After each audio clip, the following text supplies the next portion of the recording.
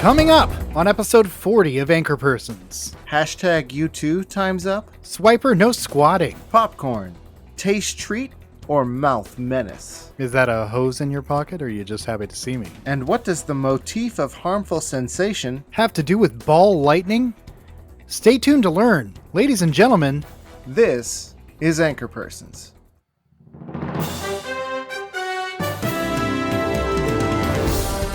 From the south and east of the Northwest, the land of trees and rivers, currently on fire, it's Anchorpersons with Gene and Greg Person. Featuring sports, emotional weather, food crime, the podcast shopping network, and more. Anchors weigh you down. Cut loose with your news. Here's Gene and Greg. good evening wherever you are, whoever you are, and welcome to Anchorpersons. I'm Gene Person. And I'm Greg Person. No relation.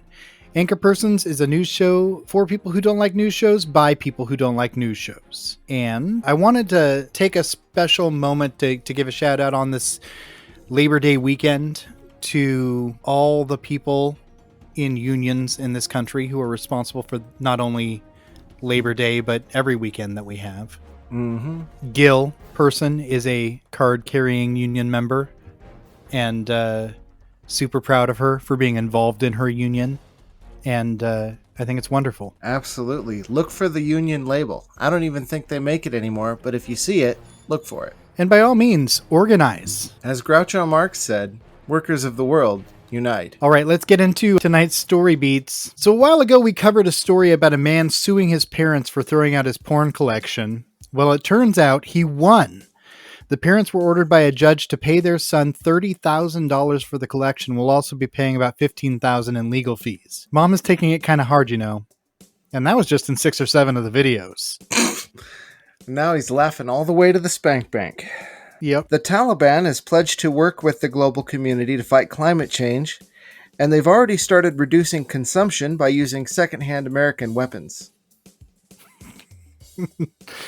Former BioShock villain Rand Paul has gone on the record recently declaring that hatred of former president and fashion victim Donald Trump is the reason researchers are not pursuing the horse dewormer ivermectin as a treatment for COVID.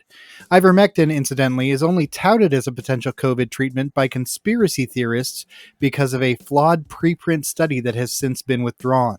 No word yet on whether ivermectin will prove an effective treatment for the other serious pandemic we're dealing with right now. Ignorance. A hedgehog was rescued from a parking lot drain in England. He's reported to be in good health, but he did lose all his rings. That's an adorable joke. That's pretty good. A computer scientist at the University of California, Irvine, has announced that a coronal mass ejection, a really bad type of solar storm that last occurred in 1859, could wreak havoc on the internet and indeed global power grids because of undersea cables that connect the world's many networks and the lack of grounding and other vulnerabilities to the magnetized solar particles ejected during this type of event. Can you imagine the lawsuit against the sun for destroying all of that porn? It's going to be in the trillions. Harvard University's chaplains have unanimously agreed to name Greg Epstein, an atheist, as chief chaplain, explaining, come on, he's probably right. All right, enough about the news. Let's move on to main news. Ball lightning has yet to be fully explained, but it's a phenomenon that is most commonly associated with thunderstorms. Ball lightning presents as luminescent spheres that can be very small or very large, from pea-sized to several meters. They float in the air and eventually explode, burning or bursting with electricity in the process, and often leaving behind the smell of sulfur. The phenomenon has been documented for a long time and even factors into some ancient mythology. Experiments have been able to produce similar results, especially a series of experiments in 2007 involving silicon. Now, there have been lots of studies and hypotheses regarding this phenomenon. None of them are definitive, but all of them are interesting. In the autumn of 1997, and this is a personal story, I took a long night drive to the coast here in Oregon. The weather was bad, but this was before the internet was in my pocket, on my cell phone, and I frequently drove to the Oregon coast to write or clear my mind. On this particular night, there was a pretty bad thunderstorm out there, and I ended up getting lost. I'd never heard of ball lightning at that point, but somewhere along the trip, I did see a glowing orb about the size of a baseball floating from the beach, bright red, glowing bright red. And I'll note the beach has a fair amount of silicone. Anyway, it floated from the beach to the woods on the other side of the road where it hit a tree and exploded. I'd never seen anything like it, and it scared the shit out of me. But what does that have to do with? The motif of harmful sensation. This is one of my favorite things because it's the premise of so many great horror movies. But what it is the idea that there are things that just by experiencing them, whether it's a sound or a painting or a movie, that you can come to harm either in some physical way or by a curse. Examples of this, for example, the movie The Ring. You see the movie, you die in 7 days. There's some other great horror movies like The Absolute End of the World in the John Carpenter film Cigarette Burns. The movie Antrim, which is a horror movie that just came out a few years ago. But also some more elevated stuff like The Entertainment in David Foster Wallace's Infinite Jest. Now, this is not entirely a horseshit idea, because there are certain kinds of epilepsy that can be triggered by certain stimuli. Flashing lights is the one everybody knows about, but there are other forms of stimuli that can also trigger seizures. There's one guy such as playing Cyberpunk 2077. Yes, for example. Or there was a guy in the medical literature who somehow began to have a seizure every time he started to recite a particular poem. And oh, wow. The treatment for him was just to never recite that poem again. Yeah, but that's horrible. It's bizarre, isn't it? Well, it really is. Most of the time, though, when people think that they're having a quote-unquote harmful sensation, it's psychological. It's a psychosomatic illness, caused by an expectation, like this Havana's syndrome, for example, that everyone's talking about. Sure. I mean, as soon as you mentioned this phenomenon, that's the first thing that popped into my head. Right. People start hearing this little humming sound, and all of a sudden they start experiencing symptoms of anxiety, and they think that it's, microwaves or X-rays or whatever paranoid garbage they come up with. But it's mass hysteria, basically. And so for the most part, yes, there's no such thing as the brown tone, no evil color, no Havana syndrome. But the motif of harmful sensation is one that's always going to be scary to us because we can't always control what we see or what we hear. I don't know. When that ball lightning hit that tree, I felt like it might have been a little bit of a brown tone. See, I want to dig in on this scenario with you because, people have reported ball lightning basically since the beginning of time. But there's so little scientific evidence even for its existence because it is such a rare phenomenon. I know, and I feel I count myself lucky to have seen it. And it was not like anything I'd ever seen before. Now, what did you think was happening? Did you have any idea? I had no idea. I just saw this. I mean, because I'd never heard of even the idea of ball lightning before. I just saw this red glowing ball float across the highway, hit a tree, and burst into flames. Yeah, that'll. I don't know. I was trying to think of a clever thing to say, but that sounds really scary. It was really scary. I had no idea what it could be. I thought maybe a meteor or something, but it wasn't moving very fast. Yeah, from what I've read of reports of ball lightning, it just kind of hovers. Yeah, it just kind of floated along at a leisurely pace into a tree where it then burst into flames. Now, do you feel like you were adversely affected from seeing this? Did the sight of it do anything to you? I don't know that it did. It scared me for a while. I didn't know what to make of it, but my primary concern was figuring out how to get home. Right. Because I was really lost at that point. And the storm was really, really bad. It was whipping my car all over with all the, there were very high winds. There was a lot of lightning. The rain was just coming down in buckets. And so I wasn't able to actually Google what I saw. And I don't even know if Google was a thing at that point. I think it might have been Alta Vista. But you were going to ask Jeeves, what the fuck did I just see? Right. And that's when I did find information on ball lightning when I got back home and was able to connect to my dial-up provider. So what did you search for? Glowing ball of light or? Yeah. Basically it was glowing ball of light burst into flames or something akin to that. Damn, man. Because if you have no kind of context for that, like, what do you even think? I'm naturally a skeptic, so I didn't assume it was like a ghost or something, but I had no idea what it could be. And so before I was going to form any opinions, I wanted to get an education on like likely things that it could be. See, this actually is a good illustration of the different ways that our two minds work, because the first thing I would immediately go to the wildest, most scary scenario, and I would lose my shit instantly. I'd be like, oh fuck, aliens are real. Okay, turning around. Well, again, my primary focus was getting my ass home safely. And so I couldn't afford to really focus on what it was that I saw. There were other freaky things that happened on that trip. I remember at one point I turned a corner and there was this giant glowing red cross up on a hill, like crucifix. And I'm sure that was there to give comfort to Christians or whatever, but it creeped me right the fuck out on this night of craziness. Yeah, and then, you know, when the goat with a human face walked in front of your car. Yeah, that was... Turned to you, called you by name. That was fucked up. No, that part didn't actually happen. Although at one point... So, I ended up on the coastal road, and I tried to turn around and go back down, like, sort of the main vein of the coastal road toward Brookings, because I was up near Gold Beach, and there ended up being a road closure on my way back, so I had to turn around again. And shortly after I passed through Gold Beach, I had to stop and pee, and there was nowhere convenient to do it.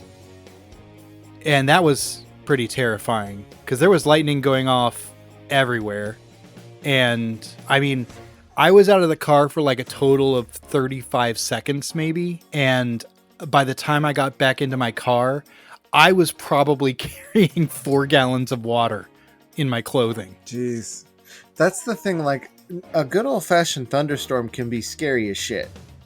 Yeah, especially, you know, in a place with a lot of water, like the coast. Well, I want to tie these two things together, because I feel like for a lot of people who've experienced this, who have no context for it, this is something that your brain can't even process.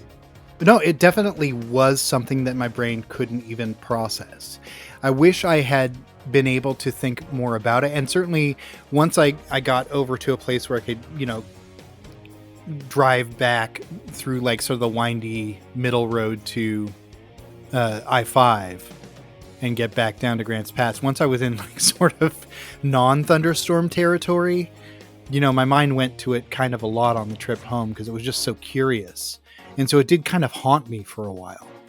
Well, and I think that is actually a sort of, you can't really call it a theory, but it's one idea of how the motif of harmful sensation might work, is that there might be some forms of information where it's not the stimulus itself, it's not the brightness or the volume, you know, but it's the thing itself that is so hard to comprehend that it actually hurts.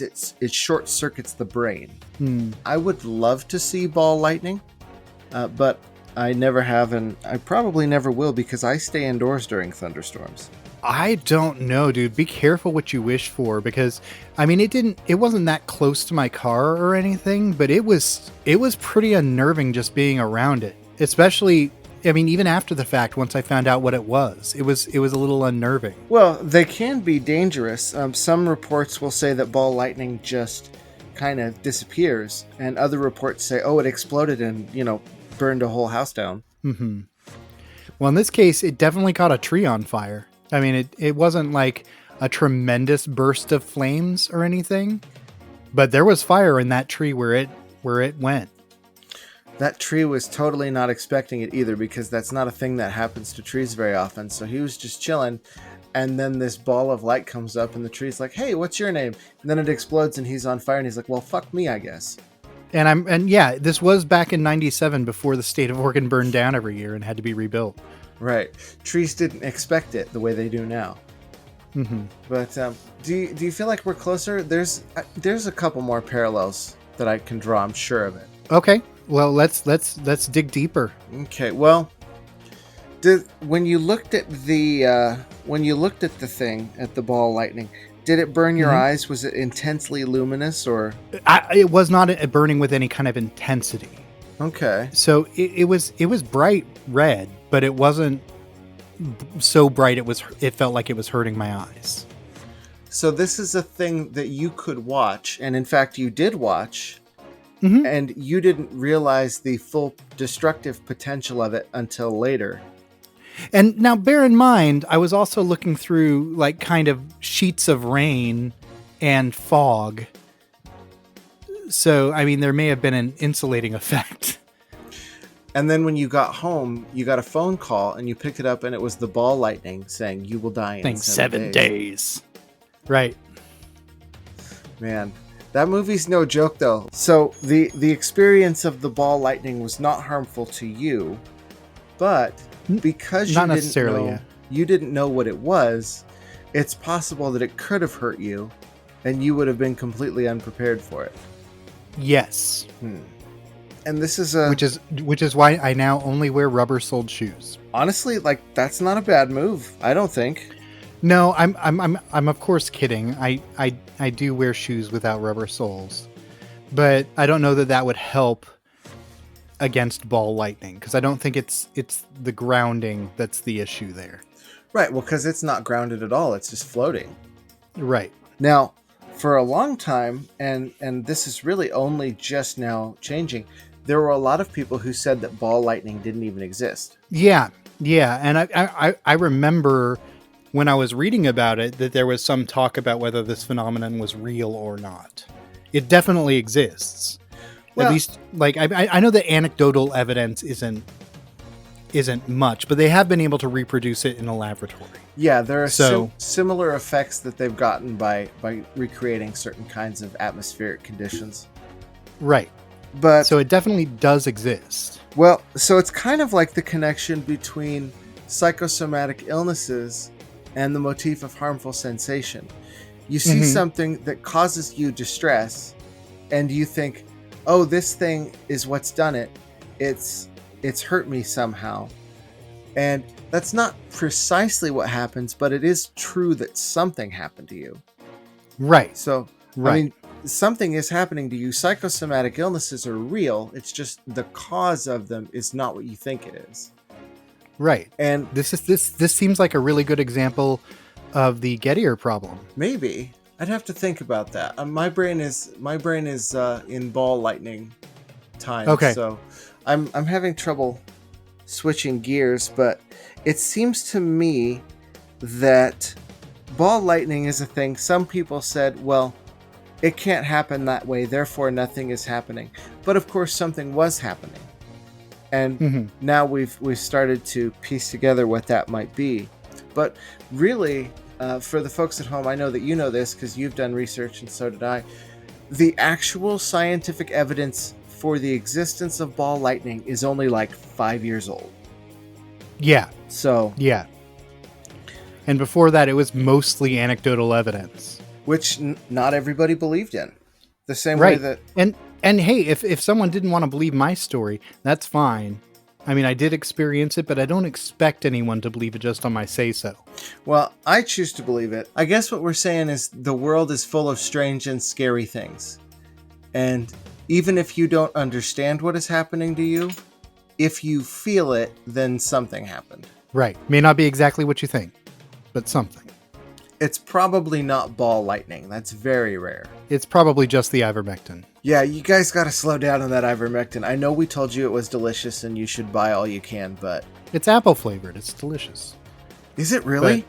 Yeah. I didn't know it had a flavor. God damn. Oh, yeah. Well, now I get it. I love apple flavor. Hey, Greg. How do you like them apples? Nope, I'm not responding. You can't feed into these things, you know. So I am just gonna stone-facedly, stolidly accept what is happening. So this was a really tough one to bridge, even though on the surface level it would seem like it would be easy. But I actually had very, very few ideas of how to connect these two things. Yeah, I did think about it, but I was having trouble coming up with any real commonalities. Mm-hmm. But I think we did an okay job. I think you did a great job. And so I applaud you, noble journalist. Well, I'm a great speculative journalist, and as we shall see later in the episode, a great investigative journalist. Fantastic. Let's move on to breaking news. All right, well, this one's another patented Anchorpersons downer. Sorry, guys. But you've probably heard that Time's Up CEO Tina Chen resigned last week because it came to light that she'd instructed her people to bury the accusations against Andrew Cuomo. Now, this is after Time's Up chairperson Roberta Kaplan had to resign because she was involved in a smear campaign against one of Cuomo's victims. Now, this is also after they backed out of supporting accusers of Russell Simmons because Oprah told them not to. Now, wow. Time's Up claims to defend and support. Yeah, and these are not the only cases of times when they have demonstrated that their actual purpose is not to defend victims of sexual harassment and assault, but, to defend rich people who have cool friends. Yeah. Now, it does get worse from my perspective. In 2018, they spent less than 10% of the money they raised helping victims of assault in court, which is their stated purpose. And they spent more than 4 times as much as that on executive salaries. Which is it's a big scam. Right, it's a scam. They get your money by... they're telling you they seek justice for abused women. Then they pocket your cash and they sweep their friends' crimes under the rug. Yeah. Now, this is not unique to Time's Up. This is not unique to the U2 movement or any movement.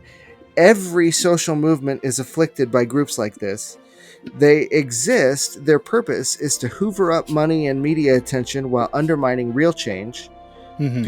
People don't do what they can do because they think, I gave a check to Time's Up, that'll do it. And these groups, they come out of nowhere. They claim to be the head of a movement. And what they're actually trying to do is stop it from happening. That's their function. Now, we've all been fooled by groups like this before. I'm sure you listeners sitting at home, you can think of a time when you were like, oh, well, I'll give money to this group. It seems like they're doing good work on this cause.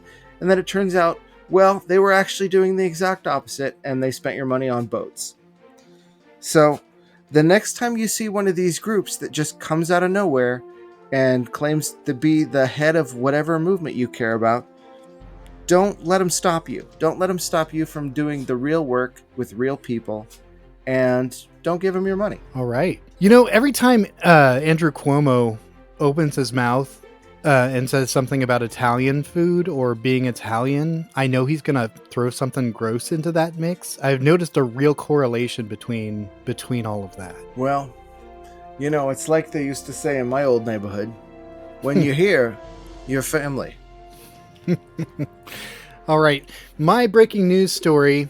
Neighbors in the New York town of Cohoes are reporting that an old abandoned house at the end of Dartmouth Street has been taken over by foxes. The house had been dilapidated for years when a neighbor spotted 2 foxes sunbathing on the roof. Snapped a couple of photos, they went kind of viral. Nobody is certain how long the foxes have been living in the house, but there are broken windows and points of entry all around the building, so it was pretty easy for them to get inside. Apparently, Cohoes has had a real problem with foxes since the spring. Trapping efforts are underway to remove the Vulpins from the property, but as of last week, they hadn't been caught. Still, how crazy is this economy when foxes can own a house but the average working family can't? Well, foxes, they're very sly. And They are. so they probably got a great deal. Because you got to figure one fox is great at negotiating. So 12 foxes are going to be like incredible. Well, you're for a little homemaker. Foxy. That is rather funny. Okay. I can't give you a guffaw, but I did enjoy that joke conceptually. I appreciate a good little sniff chuckle. All right. Let's move on to sports. All right. Now I'm going to be the one saving sports this week, folks. So I want to talk to you about tennis. Now, I don't hate tennis. I've actually sat and watched tennis. But the problem is there's just not enough going on. I know I've complained in the past about other sports being too difficult to follow. The problem with tennis is it's too easy to follow. And the range of outcomes is pretty limited. Either you hit the ball back or you don't. So now one aspect of tennis, one kind of tennis that's more interesting is the doubles match, because you have two people on each side. And that bumps up the activity level a little bit, but it's not quite there because you still only have one racket apiece and one ball. So this is real simple. 2 balls in play, 2 rackets per player. Okay. Way more activity, way more opportunities to score. And maybe, I haven't fleshed out the details of this, but I was thinking if maybe we could add a multi-ball mechanic at some point. I don't know how that would work. Yeah, I don't either, but that's an interesting idea. What if we reintroduce some of the medieval rules of tennis, where there's all kinds of fixtures around the court and stuff that you can ding for extra points? Well, you remember the game Pala that is still played in parts of Italy?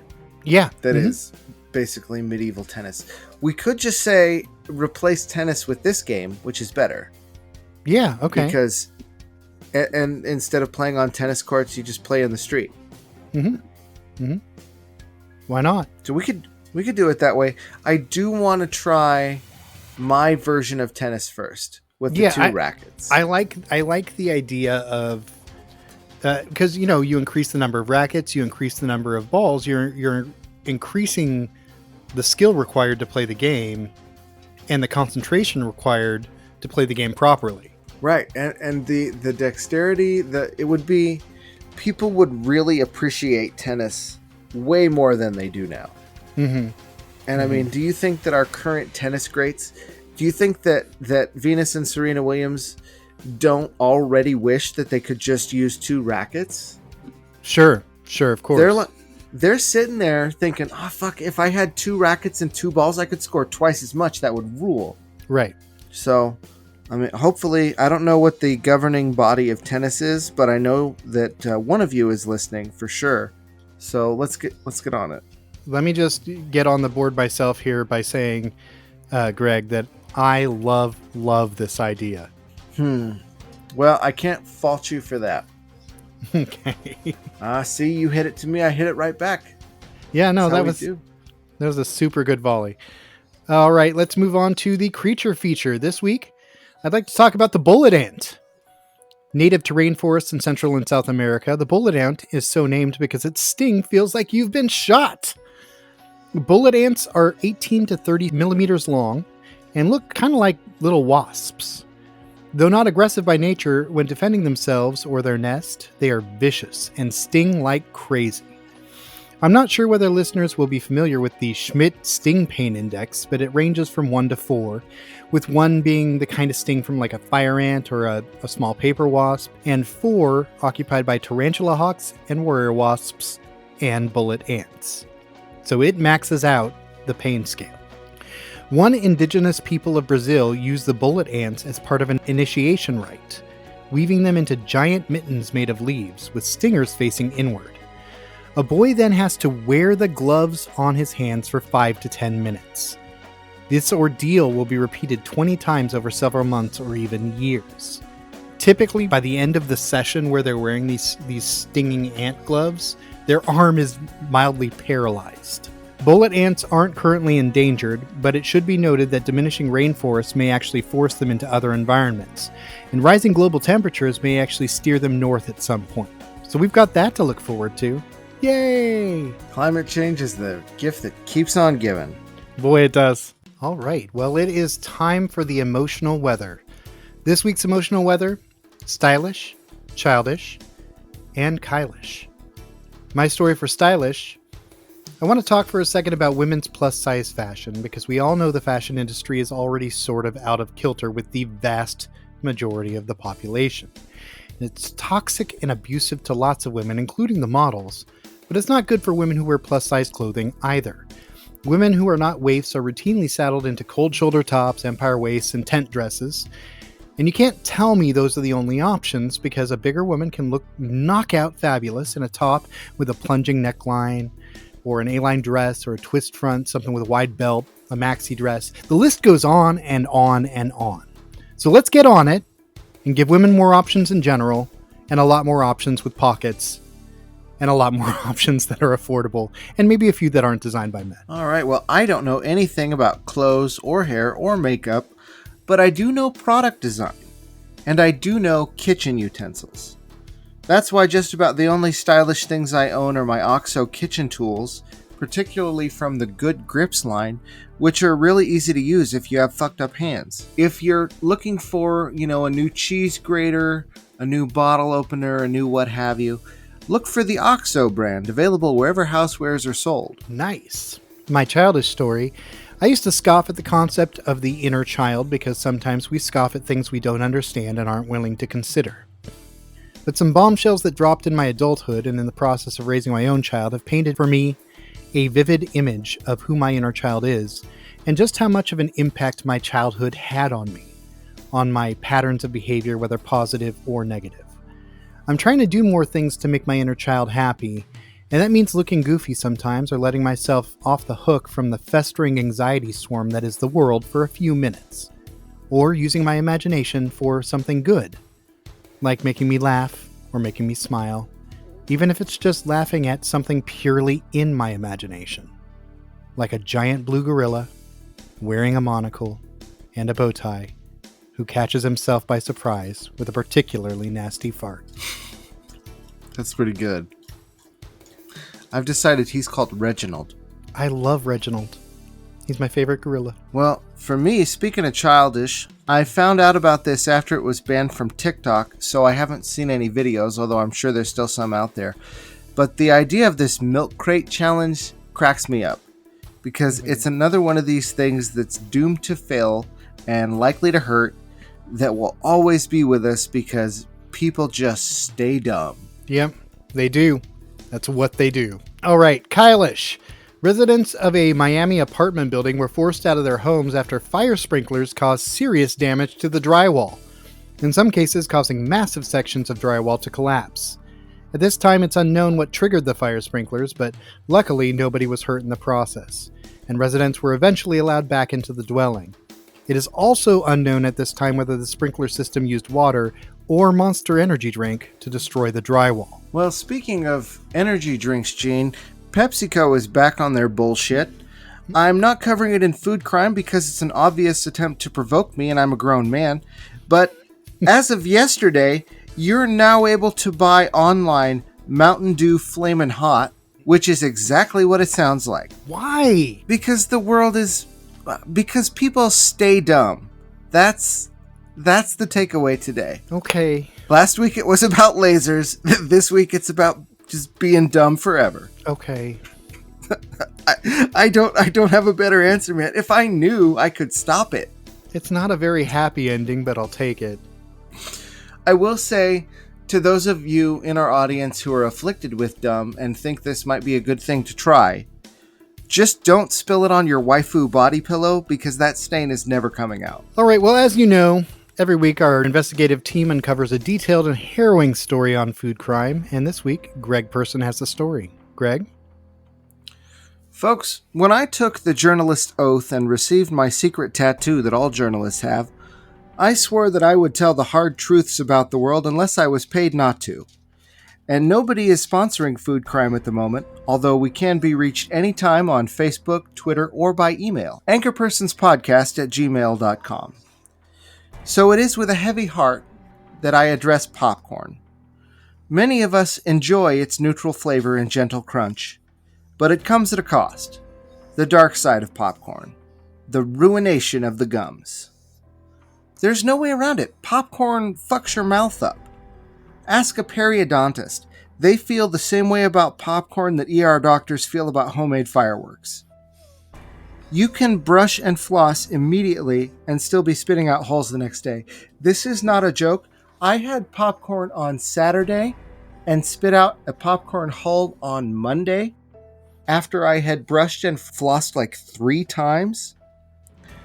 Now, I don't have the power to call a moratorium on popcorn until we can figure out this whole problem. I'm not a dictator, not yet. But, please, if you're going to eat popcorn, just use common sense. Practice oral hygiene and know your limits, and make sure it's worth it. All right. Well, I'm not a fan of popcorn in general for many of the reasons that you've stated, but also because I've never really liked the flavor. So, I mean, I know I'm in the minority on that. I know that's not a popular opinion, but... Well, I'm actually going to be a little bit of a popcorn snob here and say that it really depends on what kind of popcorn you get. Because there are heirloom popcorns that are literally like, oh, this was grown at Thomas Jefferson's house.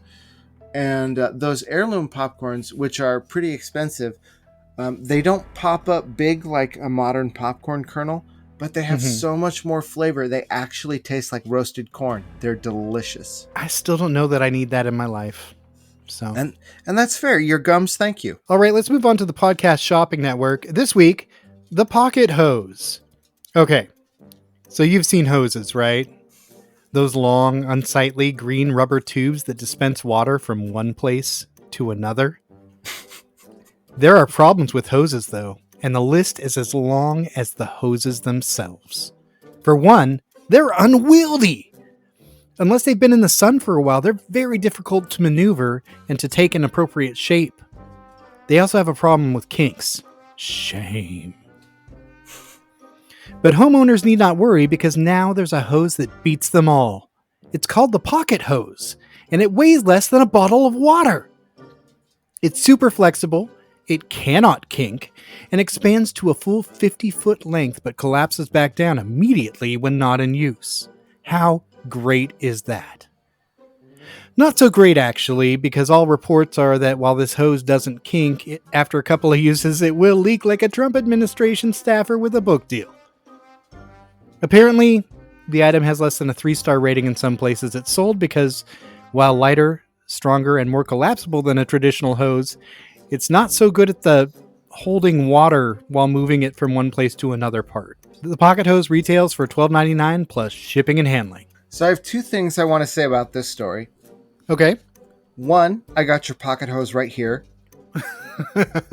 That's obligatory.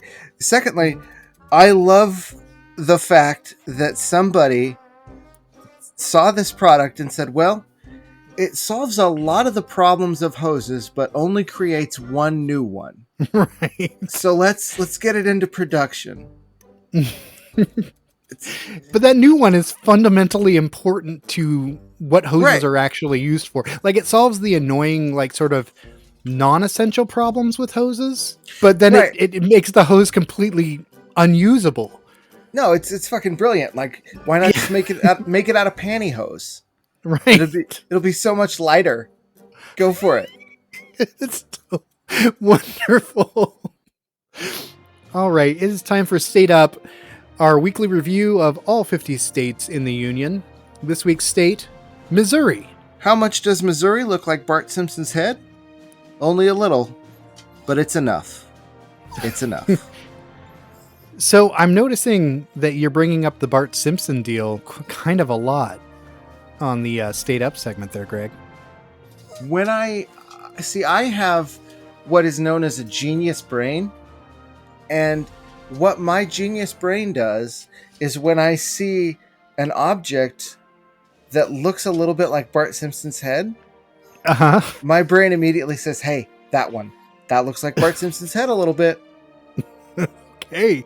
Well, I was just curious because it's come up a few times, and I was interested in why that was a sort of a benchmark for measuring these state shapes. Well, and this might be the last one, or there might be a few more. Nobody knows how many states there are. Yeah. All right.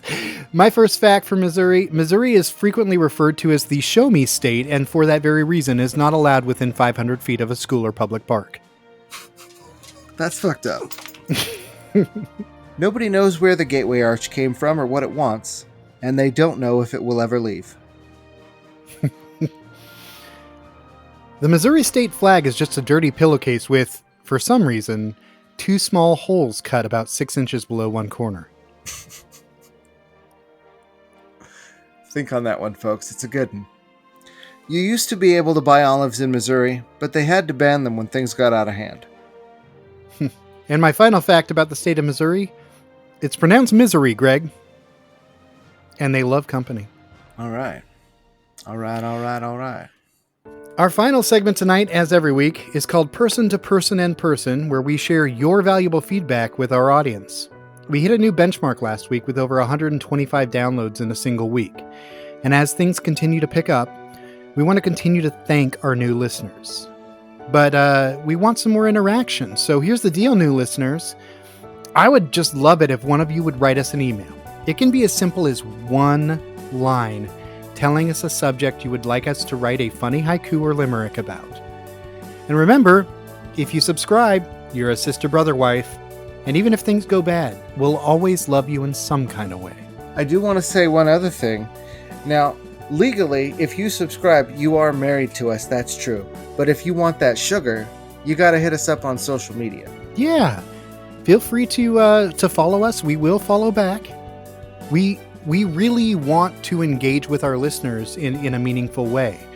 And, we want this to be a back and forth. As always, I'd like to give a shout out to our bros at Brose. They're wonderful. Our friends at Brought to You by the Letter, and to our voiceover artist, Adam West, who you can find on Fiverr or at his website, awestprod.com. We need to hire him for something else pretty soon. Maybe we can just write a whole episode and have him record it and see how it turns out. If it's better, maybe we just do that from now on. And that's how the Anchorpersons went out of business. Right? Folks, that's all the news the persons have for you tonight. Would you like a haiku written about the topic of your choice? Send your topic, and the Anchorpersons might just make that happen. Gene and Greg love your feedback, and there are so many ways to give it to them. Send them an email, anchorpersonspodcast@gmail.com. Find them on Twitter, @Anchorpersons. Or visit their website, anchorpersonspodcast.com, where you can leave an audio message via SpeakPipe, as well as find full episodes of the show, blog posts, and more. Please be sure to like, subscribe, and review the show on Apple Podcasts, Google Podcasts, Spotify, or the podcatcher of your choice. Or simply tell a friend. Until next time... This is Gene Person saying you should always end a comedy set with a callback. And this is Greg Person saying, stay dumb. Good night.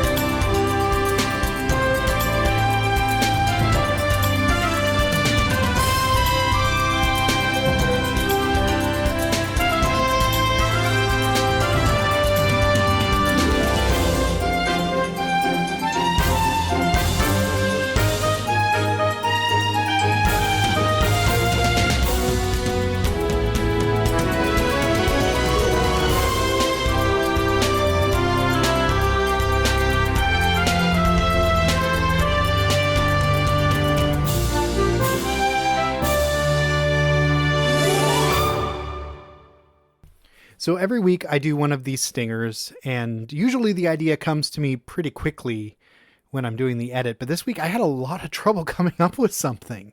So I'm actually I'm so sorry. That is super unprofessional.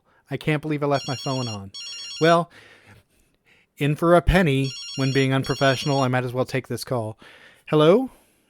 7 days. Well, Jesus, that was unsettling. Anyway, I'm recording tonight to apologize that I wasn't able to come up with a stinger. Hello? 7 days.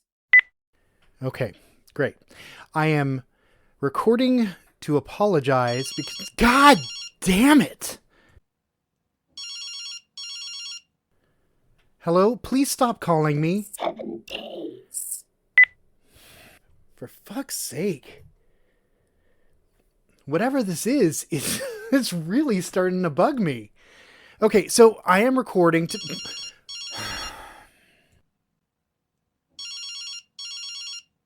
All right, what you got?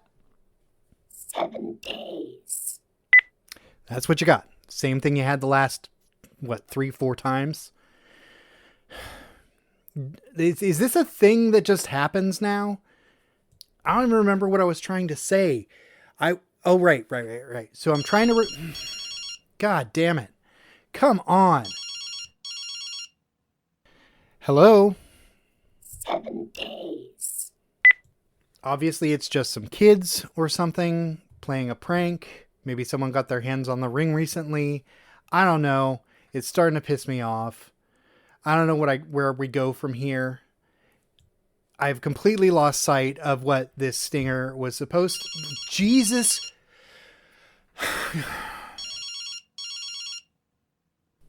Hello? Hello?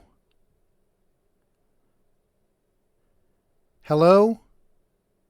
Is anyone there? We've been trying to reach you about your car's extended warranty. Listen, my car's extended warranty is fine. Please don't call here again. We've been trying to reach you about your car's extended warranty. Again, please don't call again. Thanks for your time. Jesus Christ. What a frustrating night. Okay, so I was... Really? Really?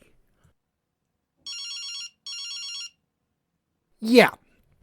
We've been trying to reach you about your car's extended warranty for 7 days.